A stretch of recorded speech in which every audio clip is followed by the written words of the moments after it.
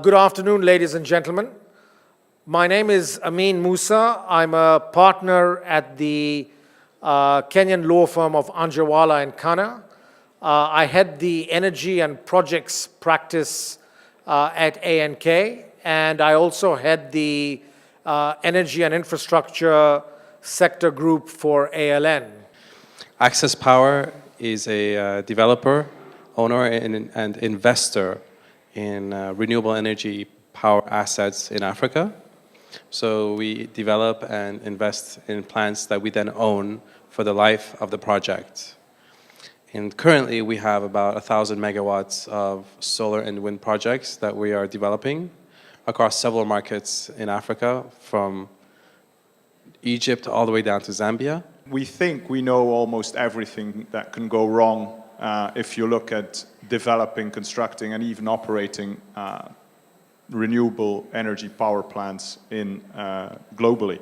But we are very bullish about Kenya as a country, because after that we jumped in and we are developing probably what is the most ambitious and biggest private sector investment in the region. It's a 1,050 megawatt coal plant, which is an anchor to the LAPSET corridor initiative.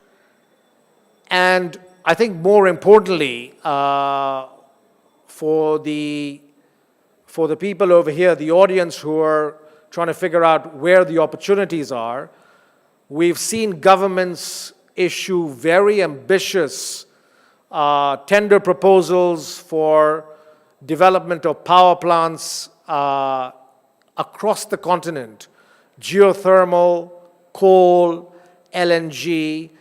Projects are now getting more ambitious, governments are getting more ambitious. And I think also very interesting to note is the Chinese economy over the last couple of months has taken a serious downturn. And the question is, what impact is that going to have on Chinese interest in infrastructure and energy projects in Africa? Are they going to pull back and focus on China? Or are they going to get even more ambitious as growth slows down in China? And that same plant that would have costed me $5 million to build, today cost me just $1 million to build. So we're talking about a 5 times drop in the price of the technology. This is far better than coal, far better than wind, far better than thermal. However, if you go into solar, you could build, 50 megawatt solar plant in 6 months and start creating electricity, start energizing your economy far faster than you could for wind, for thermal, or for coal, which take 2 years plus to build. And at the same time, the levelized cost of electricity now in many of these markets is approaching, very low teens, and within the next few years will be in the single digits, meaning 9, 10 cents kilowatt hour. At the end of the day, an energy project, whether coal, wind, solar, whatever type of energy, you make money by selling the energy.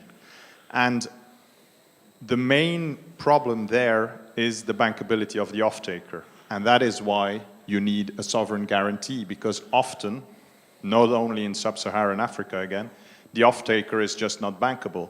The off-taker's balance sheet is not big enough for you as an energy generator to be certain that he will be able to pay, because it's a long-term PPA. We're talking 15, 20 years, for him to be able to pay you for that amount of time. You get much more respect and listening the bigger the project is, because it starts to answer the key needs for a country that has the kind of shortages that you find not just in Kenya but in the region.